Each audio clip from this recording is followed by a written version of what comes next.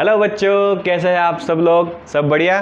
तो आज हमारी महामैराथन यानी कि इसरो इंस्ट्रक्टर की जो हमने मैराथन लेकर चल रहे हैं उसकी आज सेकंड क्लास है, जिसके अंदर हमने टॉपिक लिया है टूल्स। यानी कि आज हमारे इस क्लास में हम पूरे टूल्स के बारे में विस्तार से समझेंगे और पूरे टूलों को व्यवस्थित सिस्टम से समझते हुए उनके सारे कॉन्सेप्ट क्लियर करेंगे।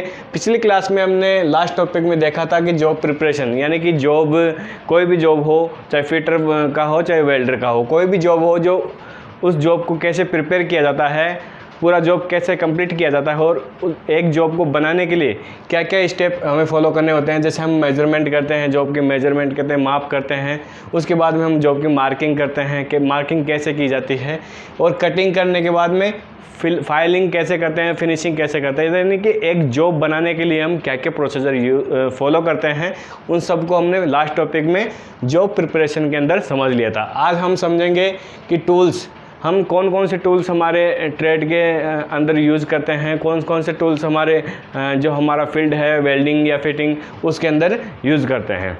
तो मोस्टली आपको बता दूं, यूजुअली हम मुख्य रूप से 3 प्रकार के टूल्स यूज़ करते हैं। पहला हो गया मार्किंग टूल, सेकंड है कटिंग टूल और थर्ड है हेल्पिंग टूल। फर्स्ट हम देखते हैं मार्किंग टूल किसे कहते हैं। जिन टूल्स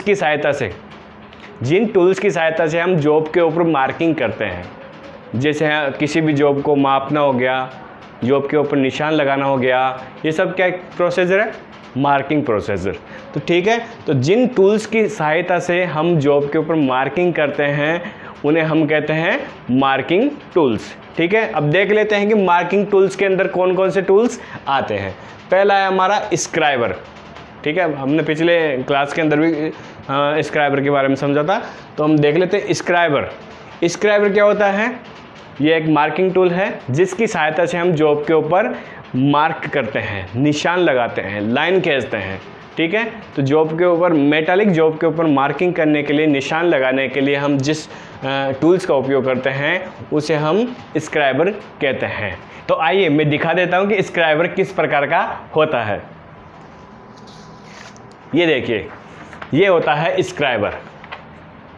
ये स्क्राइबर हाई कार्बन स्टील का बना होता है और इसके जो एज होता है, यानी आगे का जो स्ट्रेट एज आप देख रहे हैं, शार्प एज देख रहे हैं, वो 12 से 15 डिग्री का होता है, यानी कि बिल्कुल शार्प होता है, जिससे हम मेटल के ऊपर लाइन खींच सकते हैं। इसके बेंट एज होता है, यानी कि एक पीछे एक आप देख रहे हैं पीछे वाला भाग मुड़ा हुआ है, इसको हम बेंट एज कहते हैं और ये 90 डिग्री में मुड़ा हुआ होता है। इसका प्रयोग किस लिए करते हैं? बता सकते हैं कि बेंट एज का प्रयोग क्यों करते हैं और बेंट एज किस लिए रख रखा है? तो ध्यान रखना, किसी भी होलो सेक्शन के अंदर मार्किंग करनी है, किसी भी होलो सेक्शन के अंदर लाइन खींचनी है या सर्कल बनाना है, तो उसके लिए हम बेंट एज का प्रयोग करते हैं। ठीक है, और ये जो पूरा स्क्राइबर होता है ये किस मेटल का बना होता है? हाई कार्बन स्टील का। ठीक है, तो बेंट एज का आपको उपयोग भी पता चल गया है, बेंट एज क्या होता है, स्क्राइबर क्या होता है, ये आपने देख ही लिया है। ठीक है, तो ये हमारा पहला टूल है स्क्राइबर।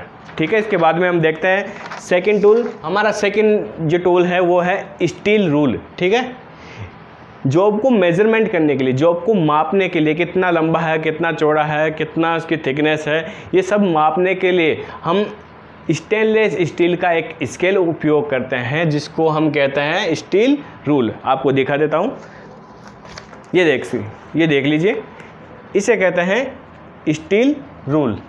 आप देख रहे हैं ये स्टेनलेस स्टील का बना होता है जिसके अंदर मार्किंग बनी होती है। इन मार्किंग की सहायता से हम जॉब को मापते हैं कि ये 1 इंच का है, 10 mm का है, 100 mm का है, जो भी है, ये हम इसके द्वारा जॉब को मेजरमेंट करते हैं। ठीक है, इसके अंदर हम मिनिमम मेजरमेंट, एग्ज़ाम में एक क्वेश्चन आता है कि स्टील रूल के द्वारा मिनिमम जॉब को कितना मेजरमेंट किया जा सकता है, तो मिनिमम मेजरमेंट इसकी 0.5 mm है, यानी कि जो हम इसके द्वारा जॉब को मिनिमम 0.5 mm तक माप सकते हैं। ठीक है, तो ये हमारा स्टील रूल हो गया। ठीक है, अब बढ़ते हैं हमारे नेक्स्ट टूल की ओर। हमारा नेक्स्ट टूल है डिवाइडर। ठीक है, अब मैं दिखा देता हूँ कि डिवाइडर क्या होता है। ठीक है, ये देख सकते हैं, ये हमारा नेक्स्ट टूल है जिसको हम डिवाइडर कहते हैं, जिसको लोग प्रकार भी कहते हैं।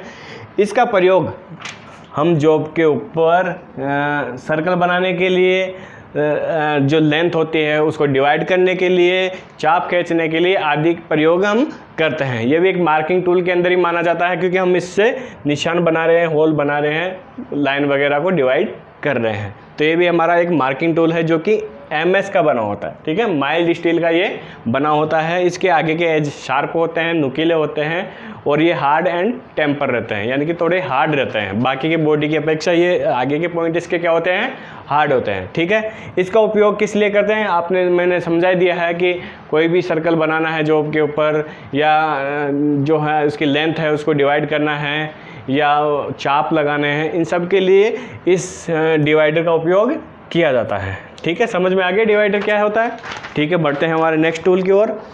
हमारा नेक्स्ट टूल है ट्राई स्क्वायर। ये काफ़ी पॉपुलर नाम आपने सुना होगा, काफ़ी बार ये क्वेश्चन आते रहते हैं इस टूल्स के बारे में, और काफ़ी पॉपुलर टूल्स है और इसका उपयोग हम अधिकतर करते ही रहते हैं। मैं आपको दिखा देता हूँ कि ट्राई स्क्वायर क्या होता है। ये देख लीजिए, ये होता है हमारा ट्राई स्क्वायर।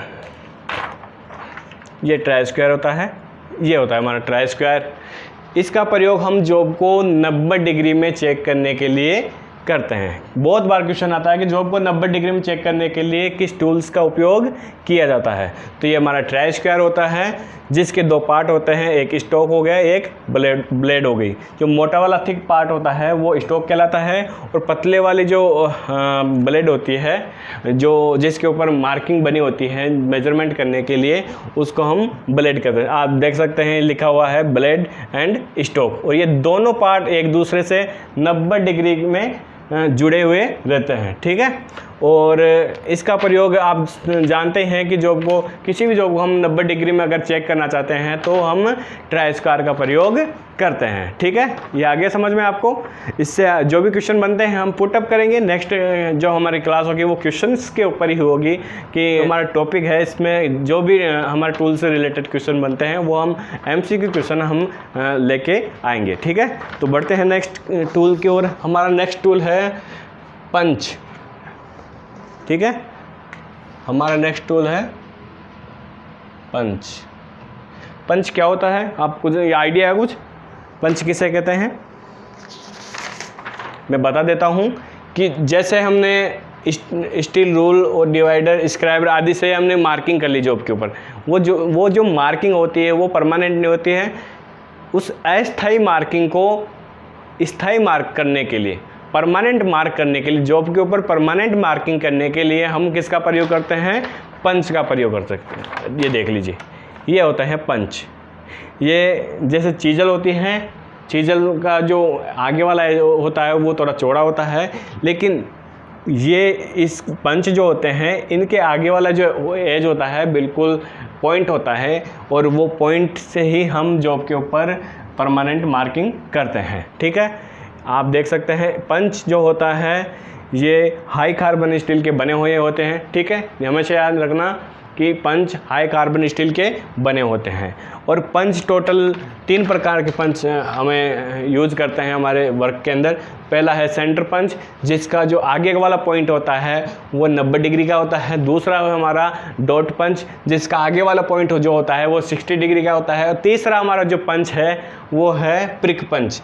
3 पंच हम इंडस्ट्री में यूज़ करते हैं, और प्रिक पंच का जो कोण होता है वो 30 डिग्री होता है।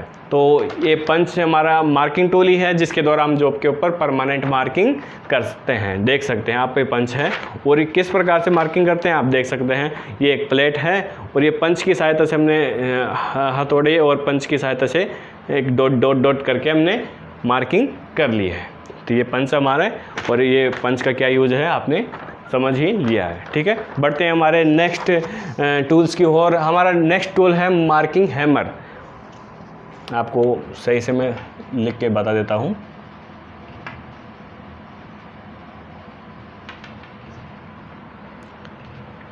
देखिए, हम मार्किंग करते हैं। अब जैसे अभी मैंने पंच से मार्किंग करना बताया, उसके अंदर भी हम हैमर का प्रयोग करते हैं। हैमर से चोट मारेंगे तभी तो जॉब के ऊपर पंच का मार्क बनेगा। तो वो मार्किंग करने के लिए हम जिस हैमर का प्रयोग करते हैं इसे हम मार्किंग हैमर कह सकते हैं। ठीक है, ये देख लीजिए, ये इस टाइप का हैमर ये मार्किंग हैमर कहलाता है। मार्किंग हैमर क्यों कहते हैं? क्योंकि ये लाइट वेट होता है।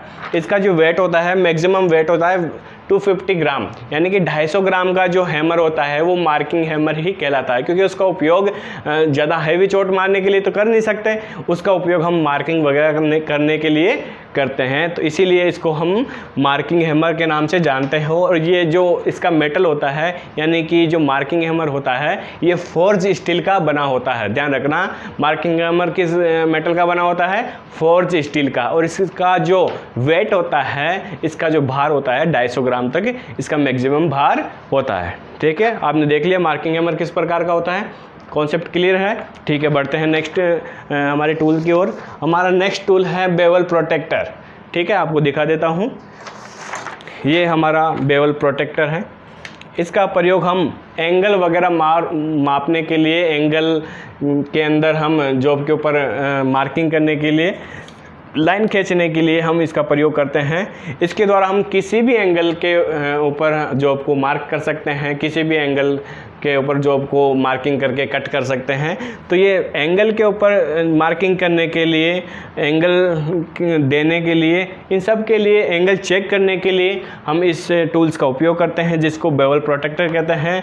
इसकी जो ब्लेड वगैरह है मैक्सिमम SS की बनी होती है, इसके ऊपर मेजरमेंट भी लिखा हुआ होता है। तो इसका प्रयोग हम एंगल मेजरमेंट करने के लिए करते हैं। आप देख सकते हैं ये बेवल प्रोटेक्टर है। तो ये सब हमारे मार्किंग टूल हैं, जिनकी सहायता से, ये सब जो हमारे टूल हैं इनकी सहायता से हम मेज़र करते हैं, जॉब को मार्किंग करते हैं और निशान लगाते हैं। इन सब टूलों का उपयोग हम मार्किंग के अंदर करते हैं। तो आज हमने हमारे टूल्स के टॉपिक के ऊपर जो हमारा मार्किंग टूल है, जिसके अंदर जितने भी हमारे मार्किंग टूल्स आते हैं उन सब को हमने देख लिया है, समझ लिया है, और उनको प्रैक्टिकल तौर पे हमने देख के उनके स्ट्रक्चर के बारे में भी जान लिया है कि कैसे कैसे हमारे सारे मार्किंग टूल्स होते हैं। हम हमारी नेक्स्ट क्लास के अंदर cutting tools and helping tools के बारे में समझेंगे। ठीक है, तो मिलते हैं नेक्स्ट क्लास में। जय हिंद।